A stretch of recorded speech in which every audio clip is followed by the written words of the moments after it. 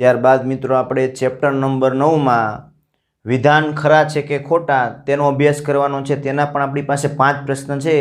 એમાં સૌથી પહેલો પ્રશ્ન શું કહે છે એ જોવાનું છે। શું કહે છે?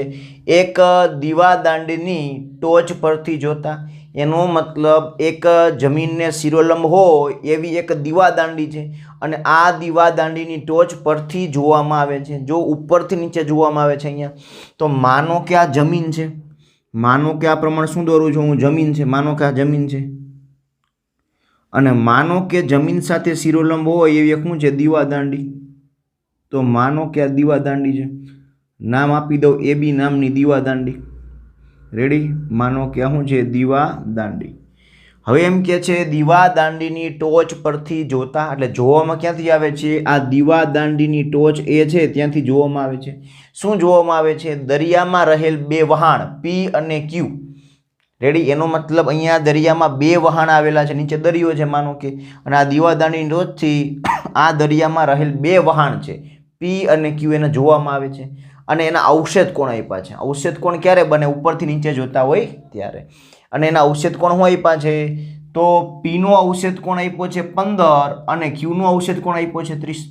તો એનો મતલબ માનો કે દરિયામાં આ સ્થાને વહાણ પી રહેલું છે, એનો મતલબ આ ઉપરથી ટોચ પરથી, રેડી, દીવાદાંડીની ટોચ પરથી શું જોવામાં આવે છે? તો કે આ વહાણ પીને જોવામાં આવે છે। તો એનો મતલબ ઉપરથી નીચે જુએ છે એટલે આપણા માટે શું બને? તો આપણા માટે બનશે આ દૃષ્ટિ રેખા। શું બનશે આપણા માટે? આ દૃષ્ટિ રેખા। અને એની આંખ ક્યાં હોય? ઉપર હોય, ઉપરથી જોતા હોય એટલે, અને એની આંખની સામેનું એક્ઝેક્ટ જે કિરણ હશે, આ આંખની સામેનું એક્ઝેક્ટ કિરણ, એને શું કહેવાય? એને કહેવાય દૃષ્ટિ રેખા। જમીનને સમાંતર એવું આ જે કિરણ છે એને શું કહેવાય? દૃષ્ટિ રેખા, ક્ષૈતિજ રેખા। અને આ શું છે? દૃષ્ટિ રેખા।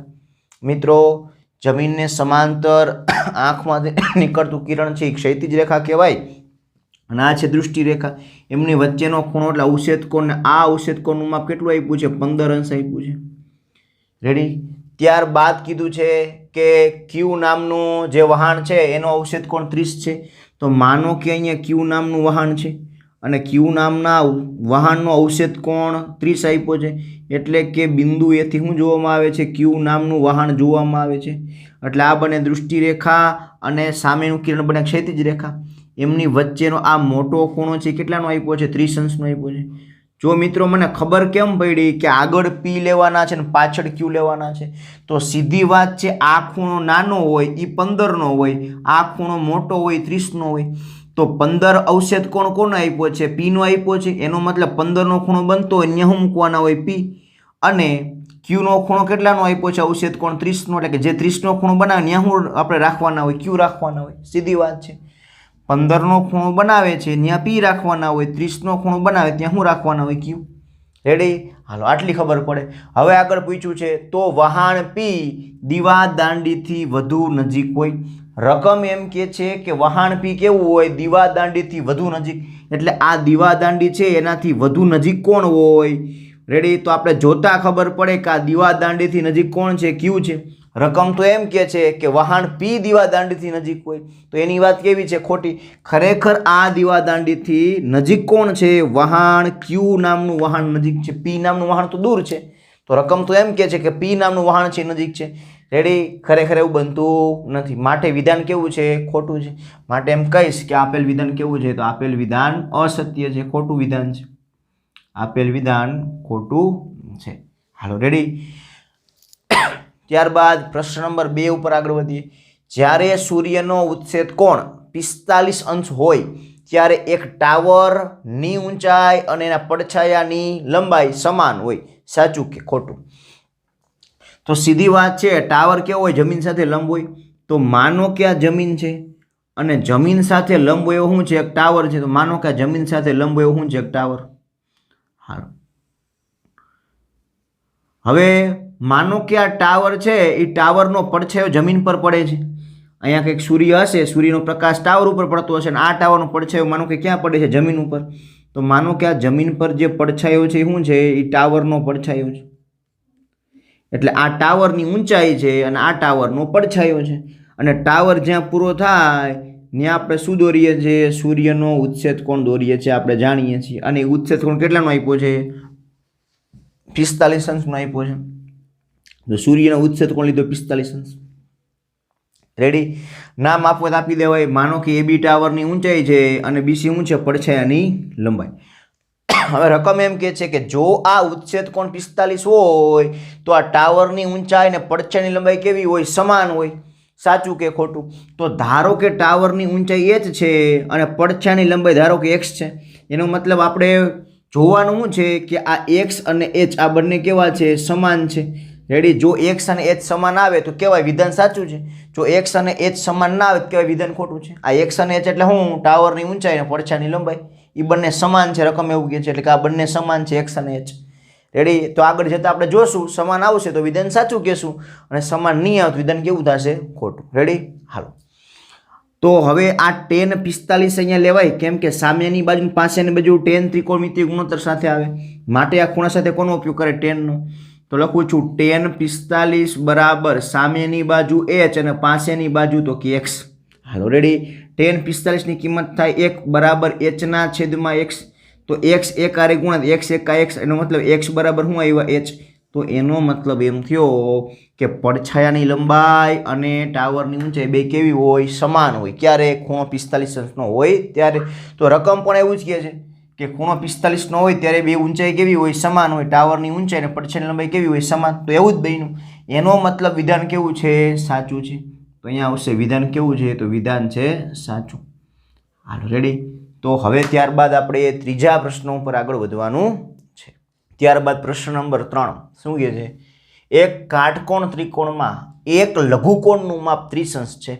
તો સૌથી પહેલું કામ શું કરાય? એક કાટકોણ ત્રિકોણ દોરાય અને એમાં લઘુકોણનું માપ 30 અંશ લેવાય. તો માનો કે હું અહીંયા એક કાટકોણ ત્રિકોણ દોરું છું. તો ધારો કે આ એક કાટકોણ ત્રિકોણ છે.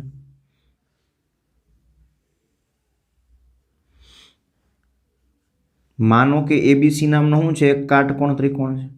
આ કાટકોણ ત્રિકોણમાં લઘુકોણનું માપ 30 અંશ છે. તો લઘુકોણ કોણ થાય? કા C કા A. આ બંને લઘુકોણ છે. બેમાંથી કોઈ એકનું માપ છે એ 30 અંશ છે.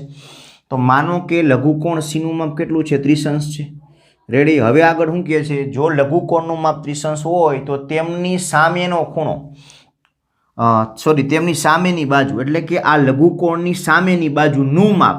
તો લઘુકોણની સામેની બાજુ કઈ થાય? AB થાય. એટલે કે આ સામેની બાજુનું માપ એ આ કર્ણના માપ કરતા અડધું હોય. એટલે AB અડધા હોય. AC કરતા AB કેવા હોય? અડધા હોય. એવું કીધું છે.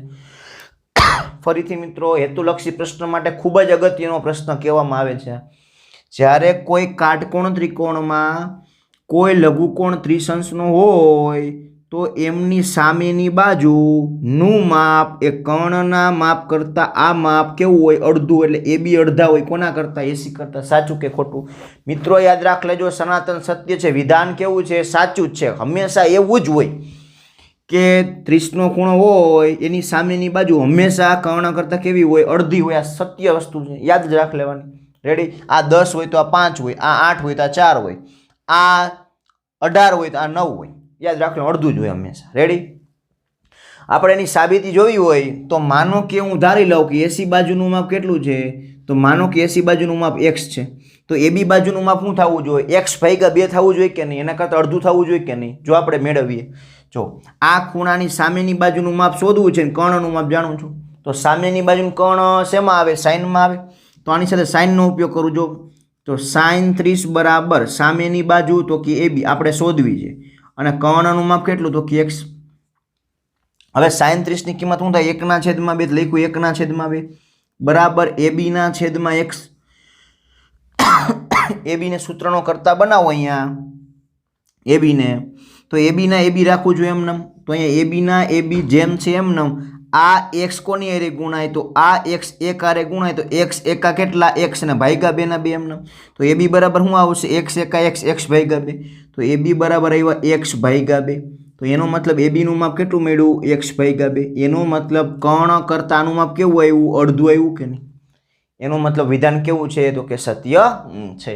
તો અહીંયા ત્રીજા પ્રશ્નમાં આવશે વિધાન કેવું છે? સાચું છે, સત્ય છે.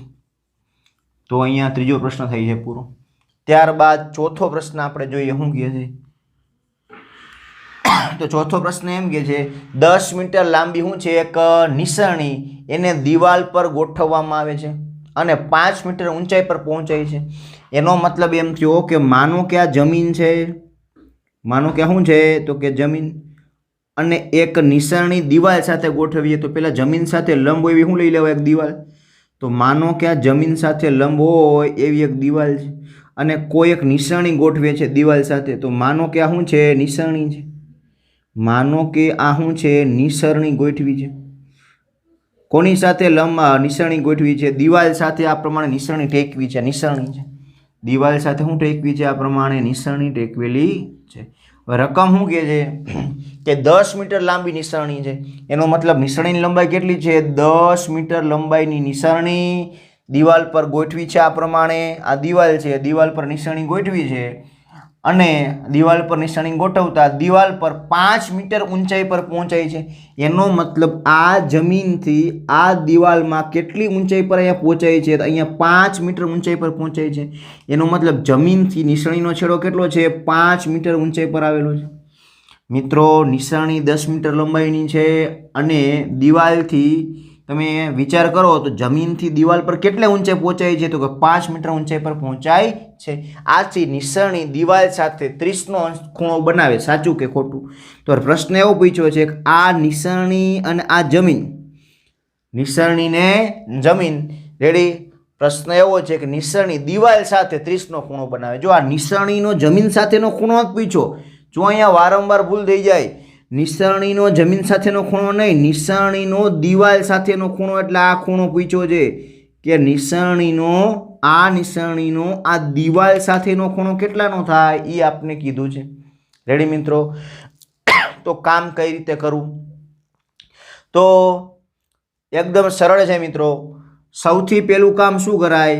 તો આપણે જાણીએ છીએ કે કોઈ પણ ખૂણાની સામેની બાજુનું માપ, કોઈ પણ ખૂણાની સામેની બાજુનું માપ જો કર્ણ કરતાં અડધું હોય તો તમે જુઓ આ ખૂણાની માનો કે ખૂણો થીટાનો છે, આ ખૂણાની સામેની બાજુનું માપ કર્ણ કરતાં કેવું છે? અડધું છે. હમણાં જોયું અહીંયા કે કોઈ પણ ખૂણાની સામેની બાજુનું માપ આ કર્ણ કરતાં અડધું હોય તો ખૂણો કેટલાનો હોય? 30નો હોય.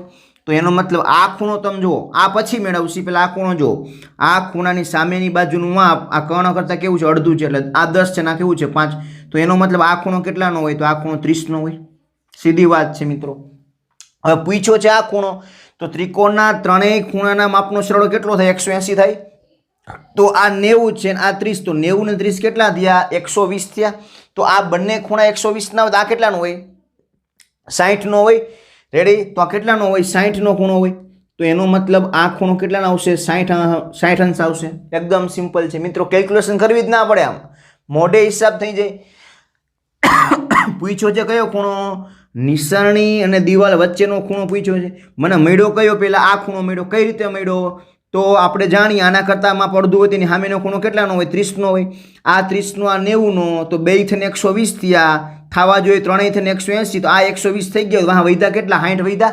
તો એનો મતલબ હવે ત્રિકોણના ત્રણેય ખૂણાના માપનો સરવાળો કેટલો થઈ ગયો? 180. એનો મતલબ જવાબ આવશે 60 અંશ. અને રકમ શું કહે છે? ખૂણો કેટલાનો બનાવે? 30 અંશનો બનાવે. એનો મતલબ વાત કેવી છે એની ખોટી છે. 30 અંશનો ખૂણો ના બને ભાઈ. કેટલા અંશનો બને? 60 અંશનો ખૂણો બને. રેડી? પણ એમ પૂછ્યું હોત કે આ નિસરણી જમીન સાથે 30નો ખૂણો બનાવે તો વિધાન સાચું હોત, પણ જમીન સાથે નથી કીધું. કોની સાથે કીધું છે? દિવાલ સાથે ખૂણો કેટલાનો બનાવે? તો 60નો જવાબ આવશે. એનો મતલબ વિધાન કેવું છે? વિધાન ખોટું છે. હાલો, ત્યારબાદનો 5મો પ્રશ્ન આપણે જોઈએ. શું કહે છે 5મો પ્રશ્ન? તો 5મો પ્રશ્ન એમ કહે છે કે જમીન સાથે 30 અંશના ખૂણે, જમીન સાથે કેટલાનો ખૂણો બનાવે? 30 અંશનો ખૂણો બનાવે એવો ઢોળાવવાળો એક માર્ગ છે. તો માનો કે આ જમીન છે અને જમીન સાથે 30 અંશનો ખૂણો બનાવે એવો આ ઢોળાવવાળો માર્ગ છે. તો માનો કે આ ઢોળાવવાળો માર્ગ લીધો અને આ ઢોળાવવાળો માર્ગ કેવો છે? તો આ ઢોળાવવાળો માર્ગ જમીન સાથે 30 અંશનો ખૂણો બનાવે છે એવો ઢોળાવવાળો માર્ગ છે. રેડી? અને આ ઢોળાવવાળા માર્ગ પર 20 મીટર ચાલવામાં આવે છે. એટલે કે અહીંથી ચાલવાનું શરૂ કરે અને અહીંથી આમ ચાલતા કેટલું અંતર કાપવાનું છે? 20 મીટર અંતર કાપવાનું છે. તો માનો કે અહીંથી અહીંયા સુધી ચાલે છે, અહીંથી અહીંયા સુધી, તો કેટલું અંતર કાપે છે? આ 20 મીટર અંતર કપાય છે. એટલે કે અહીંથી આ અંતર કેટલું છે? ધારો કે 20 મીટર છે. રેડી? એટલે કે 20 મીટર ચાલે છે.